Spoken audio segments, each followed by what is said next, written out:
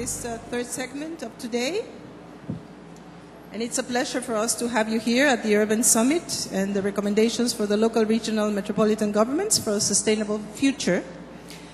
And today's topic, it's precisely about multi-level governance, the fair place of local and regional authorities. As you all know, this is a great challenge, not only for cities, but for local authorities. And how do we link all this at the national level as well? So for this, we really have experts this afternoon. And I am very honored to present to you the President of the United Cities of France and Mayor of Dunkirk, and a man with an extraordinary experience, not only because he was already minister, state minister for cities, but he has many other, and he already has been in many other ministerial positions. So it's with great pleasure that I present to you Mr. Michel Delabarre, the actual mayor of Dunkirk.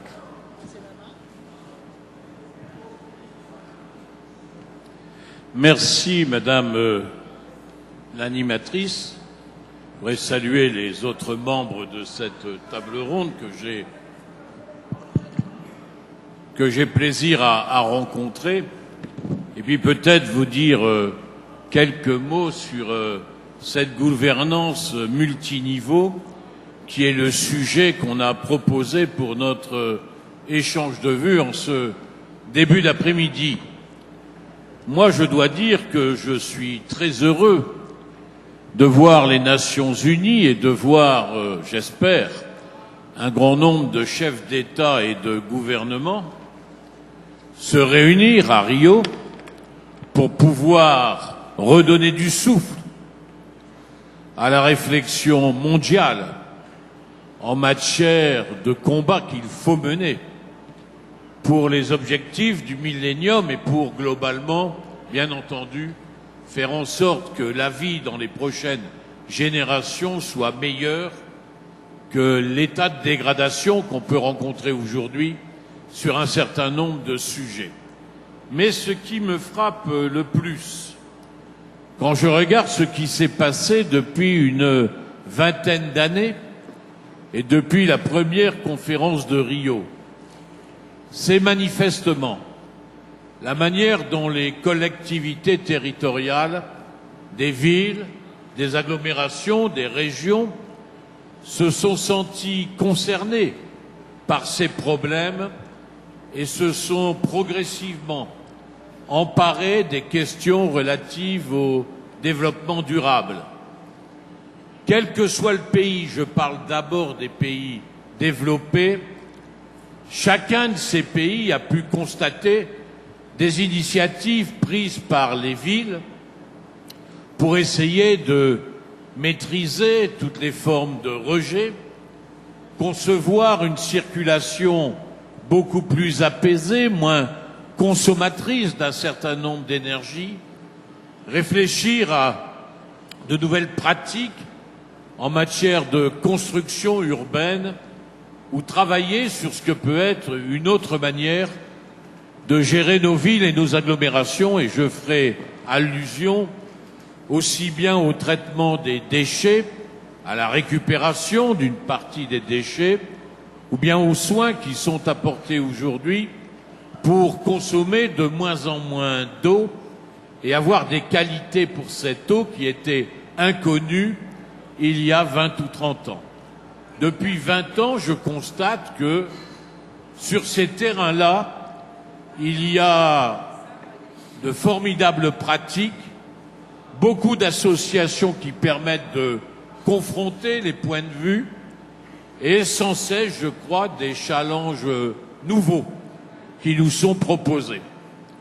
Alors une conviction est apparue chez plusieurs de celles et de ceux qui s'intéressent à ces dimensions, c'est que les chefs d'État et de gouvernement peuvent et doivent fixer de nouveaux objectifs, être exigeants quand il s'agit de l'avenir de la planète et de sa meilleure gestion.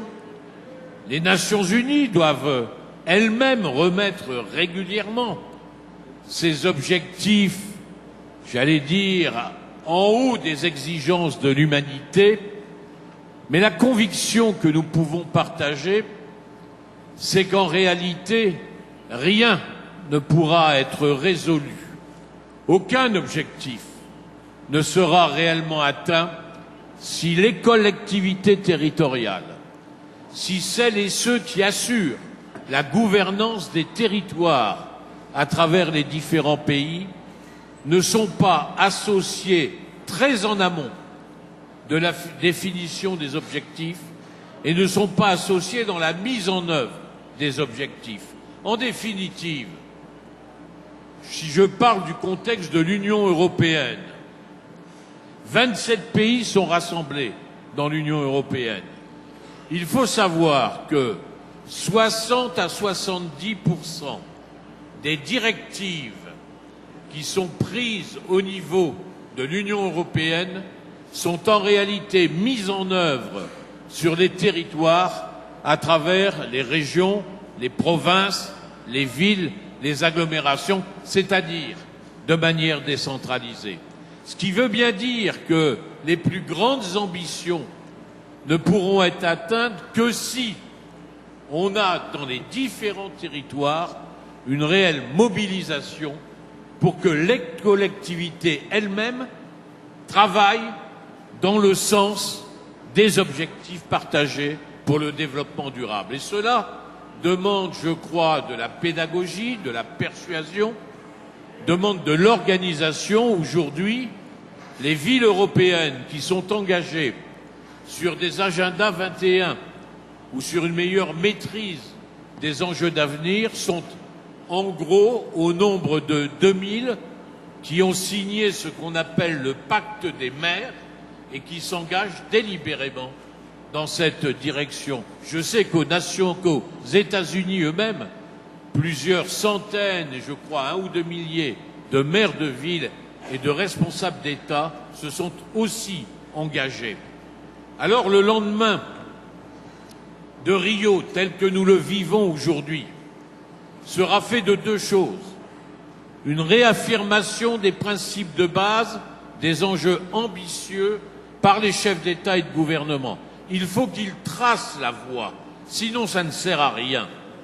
Mais sur le terrain, une formidable mobilisation de tous les niveaux territoriaux qui ont à prendre des responsabilités.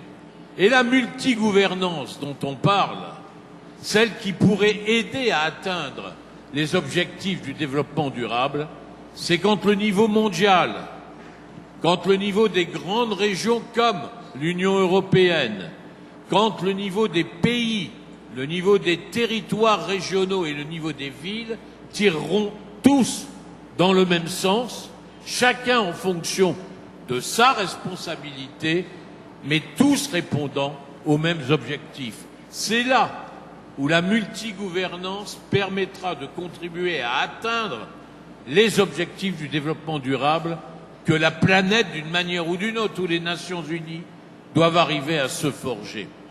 Alors ça supposera aussi qu'au niveau des Nations Unies, on accepte de considérer que les autorités et les gouvernances que nous représentons, nous qui sommes maires de ville, présidents d'agglomération ou présidents de région, doivent être associés très en amont à la définition des objectifs et associés en aval à leur mise en œuvre.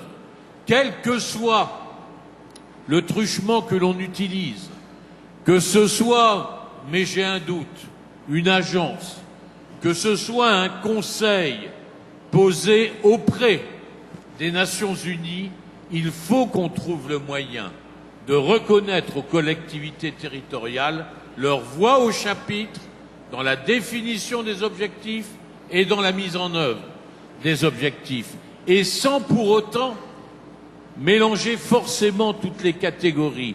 Je crois qu'il est temps de ne plus considérer les collectivités territoriales, villes, régions ou territoires comme des ONG ou comme des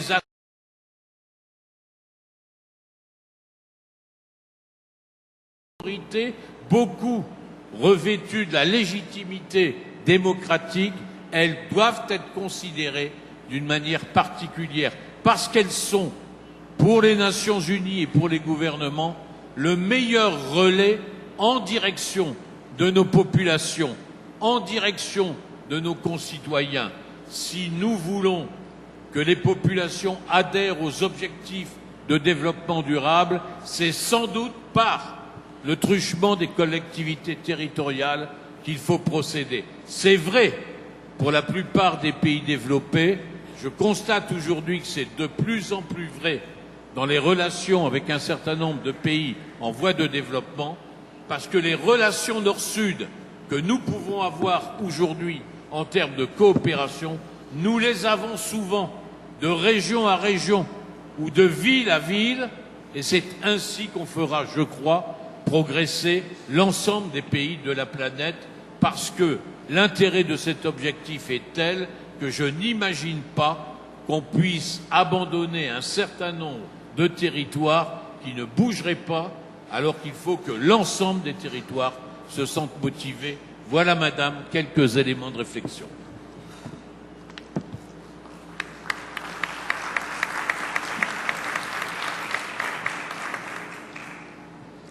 Thank you very much, Mayor. And I think your words are very well taken from the UN perspective, no doubt. And we certainly hope that as you speak and as we speak, we certainly hope that the countries will get together and approve the idea of having the Sustainable Development Goals. And then it will be certainly to local authorities to be working very closely in order to be able to make this a reality. And in this sense, certainly we would like to present our next speaker, which is advisor to the OECD, the Secretary General of the OECD, Mrs. Lamia Kamal Chaoui. And we certainly hope that you explain a little bit to us precisely all these different levels and what is the perspective from the countries of the OECD and how are they working these different levels. Please, you have the floor.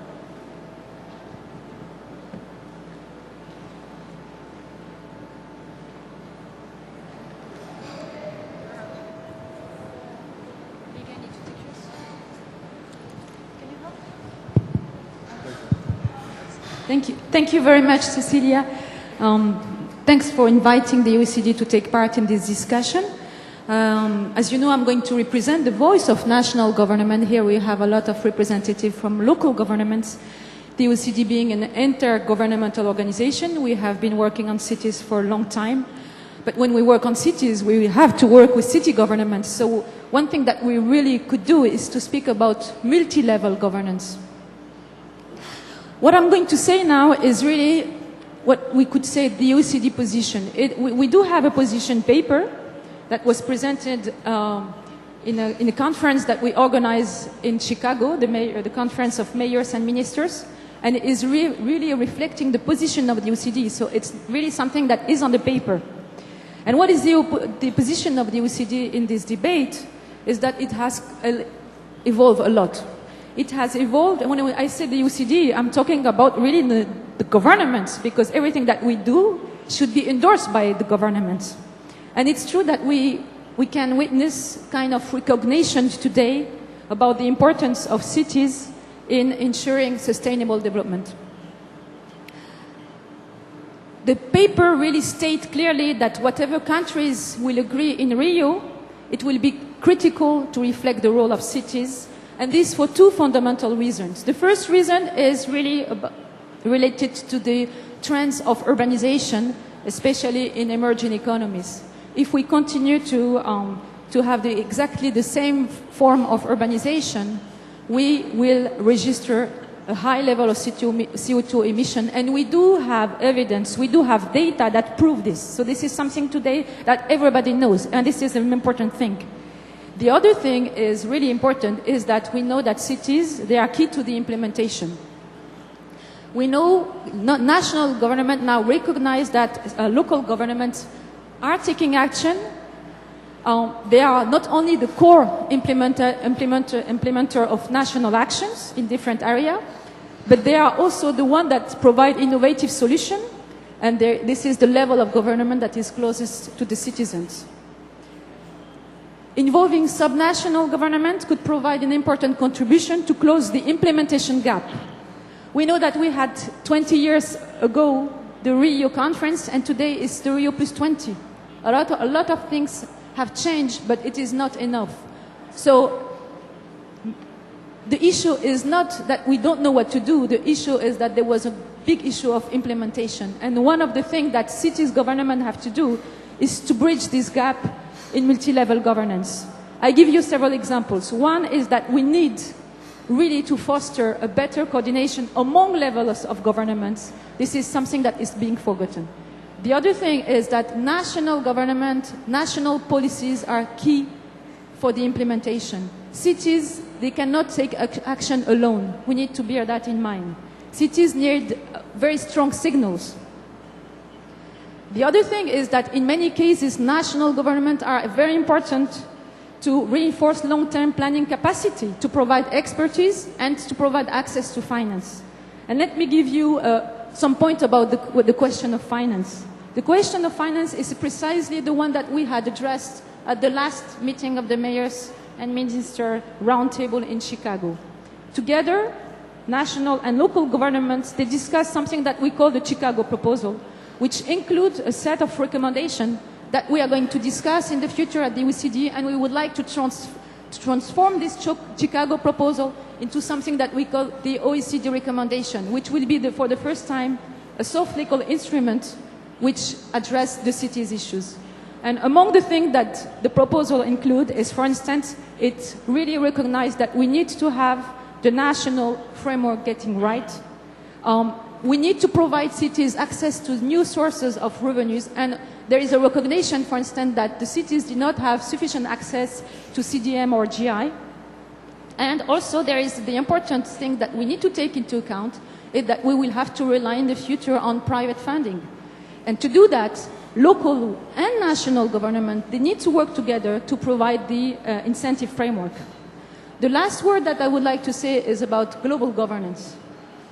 We know today that global governance is not the sole domain of governments. We need to involve all types of stakeholders.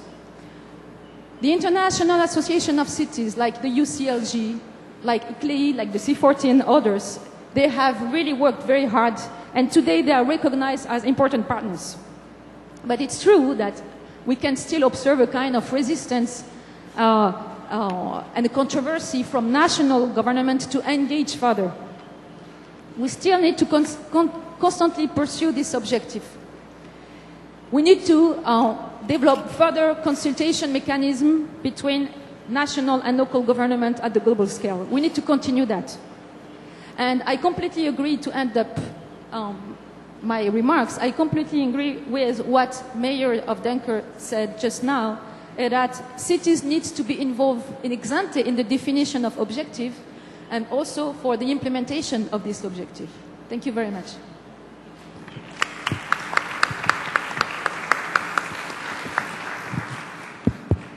Thank you very much, and we certainly take note. I think that this morning one of our presenters, the Executive Director of UN Habitat, precisely mentioned how important national urban policies are, and we don't think that good accessibility to finance and certainly the Sustainable Development Goals can really be achieved if we don't have those national urban policies in question. But certainly to give us more substantial ideas from the south, desde el sur, we would like to invite now the Mayor of Buenos Aires, Mr. Mauricio Macri, to tell us a little bit more from the perspective of the south countries. Gracias Cecilia, gracias por la invitación.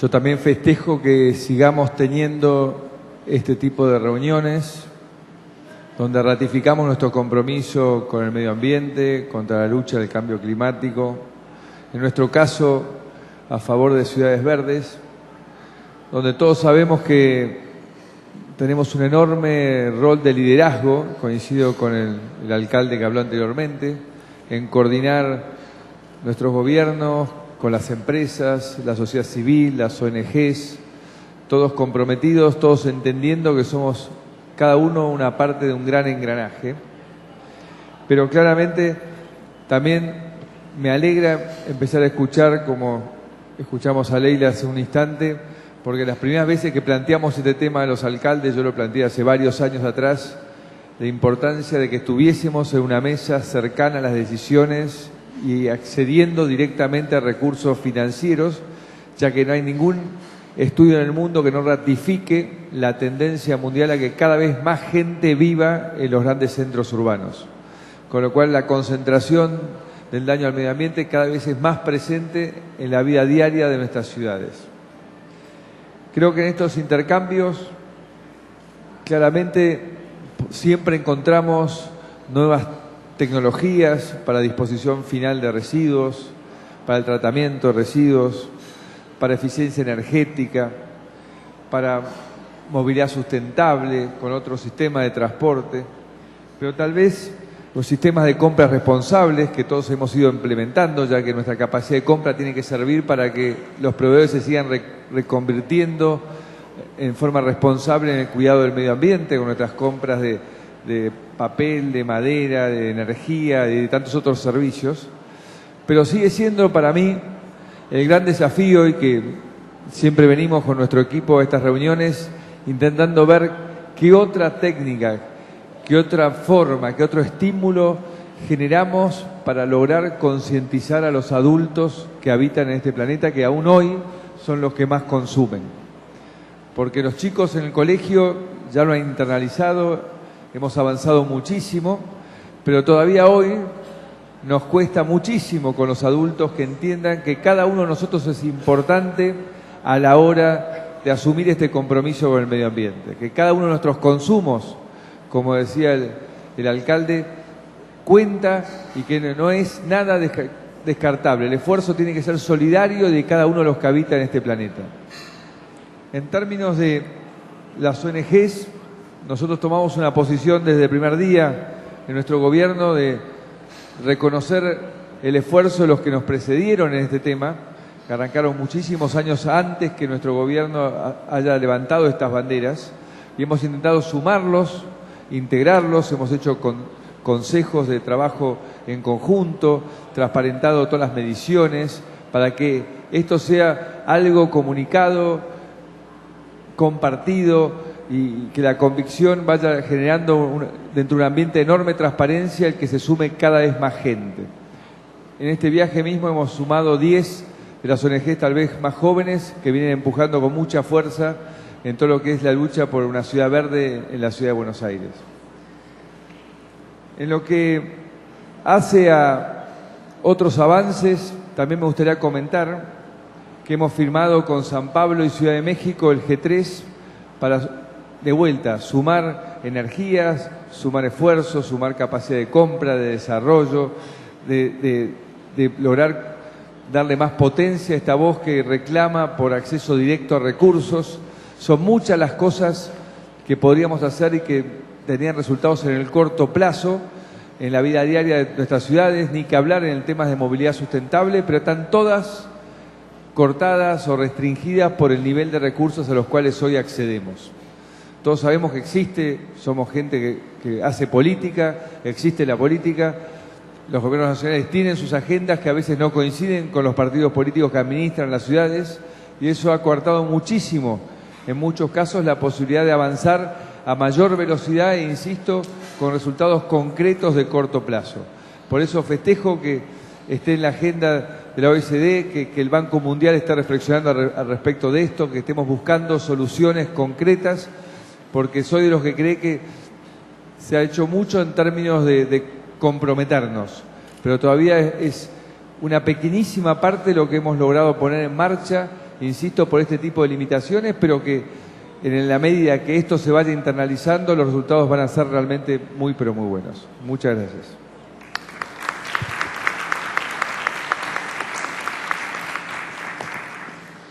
Thank you very much, Mayor. I think this perspective, certainly of looking for clear results, is very much in hand with precisely the goals that we would like to achieve as the Sustainable Development Goals.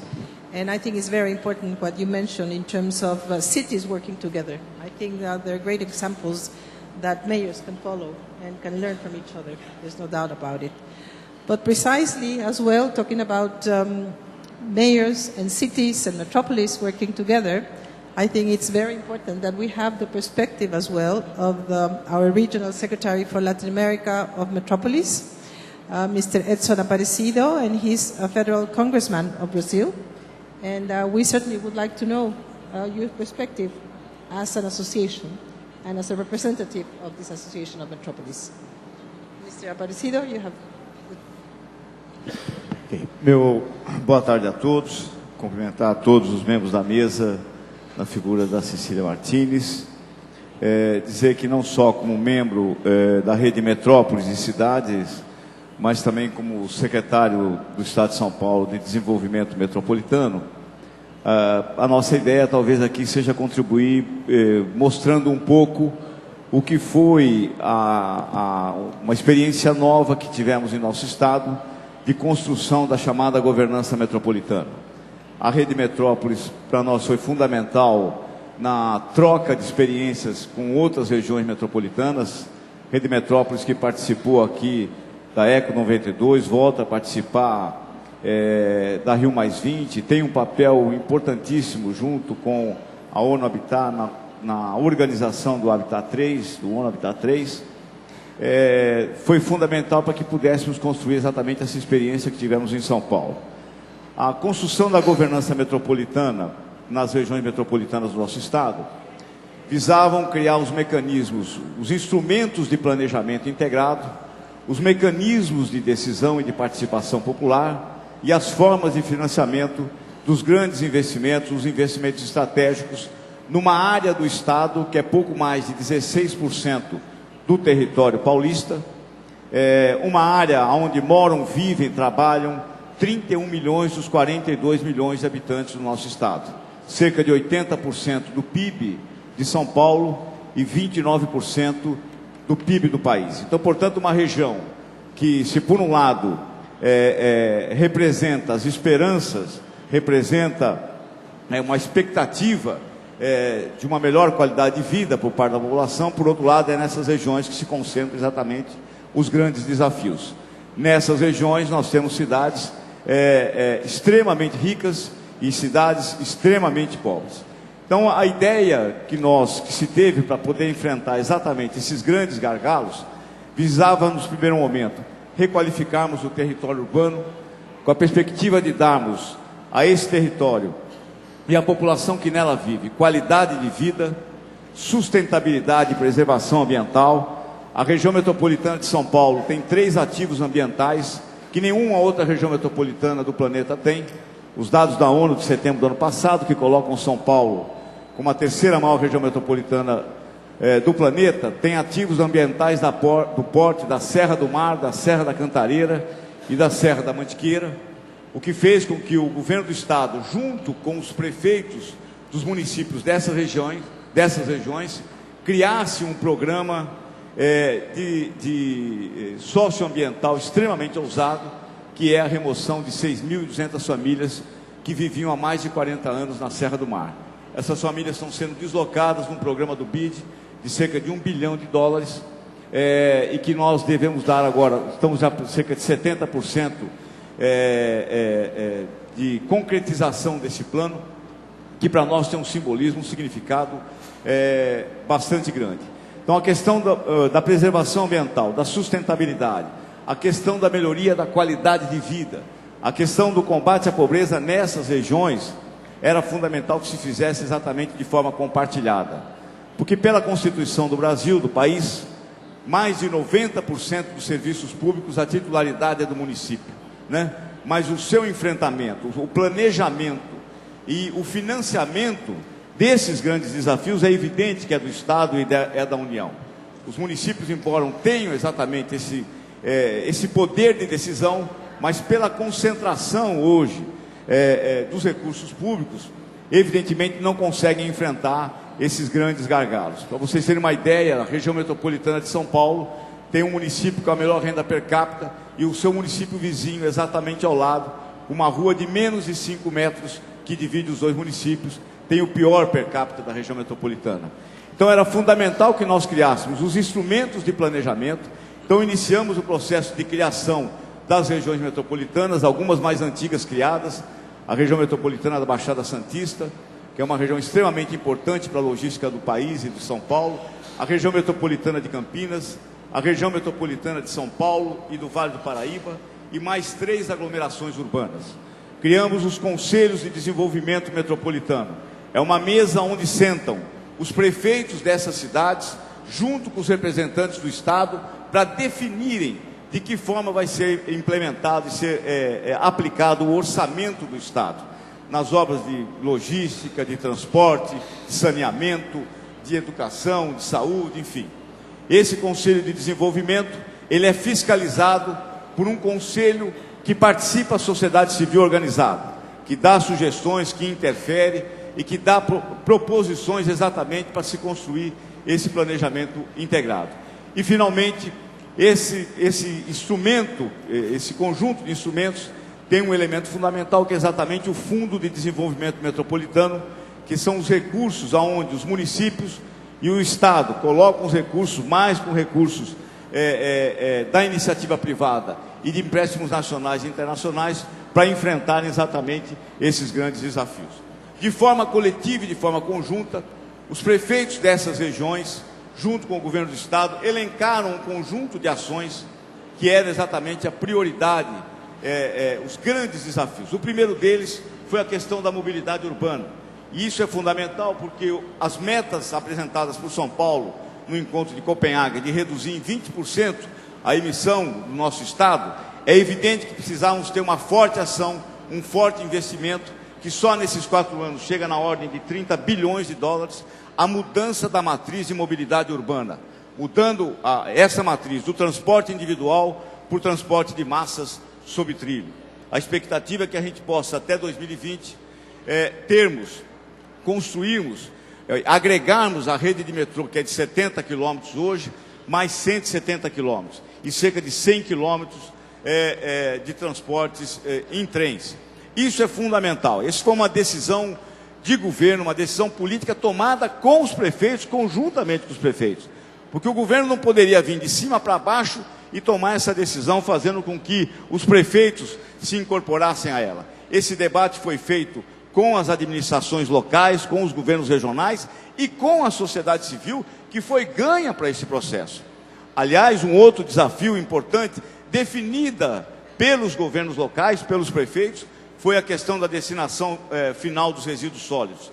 Todos nós sabemos que a lei nacional e a lei em São Paulo, em relação à destinação de resíduos sólidos, estabelece 2014 como o teto para que a gente tenha os chamados aterros sanitários. Nós vamos ter que acabar com os aterros sanitários em nosso Estado. E não há solução possível, até porque, pela Constituição do país, a responsabilidade do resíduo, do lixo, é do município, que os municípios possam resolvê-lo. Então, portanto, o que passamos a fazer? Construir uma governança coletiva, juntando os municípios em consórcio, junto com o governo do Estado, para poder exatamente fazer o planejamento e as iniciativas de financiamento que se deve ter em relação ao tratamento de resíduos. Esse, por exemplo, seria um problema que jamais nós conseguiríamos resolver, ou isoladamente o governo do Estado, ou os municípios, porque evidentemente, pode deter, como eu disse, a capacidade de planejamento e de investimento, mas quem detém exatamente o poder constitucional de decidir sobre isso é um município. Uma outra questão fundamental que nós construímos com esse espírito de governança coletiva, de tomada de decisão coletiva, aonde, como eu disse, uma mesa comum, prefeitos e secretários de Estado definem os recursos do orçamento do Estado, do plano plurianual de investimentos, né? É a questão da habitação. Há um planejamento para que os próximos 6 anos, com os 39 municípios da região metropolitana de São Paulo, mais os 19 municípios de Campinas e os 9 da Baixada Santista, nós possamos remover e reassentar e reurbanizar 200 mil famílias que moram nas regiões metropolitanas e moram e vivem em áreas de risco. Esse também é um problema importante, porque, sob ponto de vista, como eu disse, não só de dar qualidade de vida, mas requalificarmos o território dessas regiões, essa decisão, este planejamento o enfrentamento dessa questão precisava ser feito, inclusive, com a mudança de leis locais, né, de legislação local. E isso só foi feito exatamente quando se construiu esse espírito e esses mecanismos de planejamento e de decisão. Para nós, foi fundamental a criação desses mecanismos, porque, primeiro, há um acompanhamento muito mais profundo e muito mais transparente por parte da sociedade civil. Hoje, a definição dos investimentos ficam claros com a participação não só dos prefeitos e dos secretários de Estado, mas a população acompanha as reuniões do Conselho de Desenvolvimento que tomam as decisões desses grandes investimentos que são estratégicos para o Estado de São Paulo, né? Então, esse mecanismo para nós foi fundamental. Os problemas nessas regiões são absolutamente idênticos. Os desafios dessas regiões são absolutamente idênticos. Lá, para que a gente possa combater um problema de enchente numa determinada cidade, o investimento tem que ser feito na cidade vizinha, né? Então, portanto, é fundamental que os prefeitos sentem conjuntamente com o governo para tomarem a decisão de forma coletiva. Não há outra forma de fazer esse enfrentamento, sob o ponto de vista não só do curto prazo, como também do longo prazo. E definimos agora, junto também com esses instrumentos de planejamento, 40 metas que dizem respeito ao desenvolvimento sustentável do Estado de São Paulo, que inclusive o governador do Estado apresenta aqui na manhã, amanhã, né? Essas 40 metas foram definidas de forma também conjunta, né? O financiamento dessas intervenções não são apenas de recursos do Tesouro do Estado, são recursos também da União, dos municípios, são recursos de empréstimos internacionais e são recursos da iniciativa privada, através de parcerias públicos-privadas, para que a gente possa exatamente dar escala, dar volume ao enfrentamento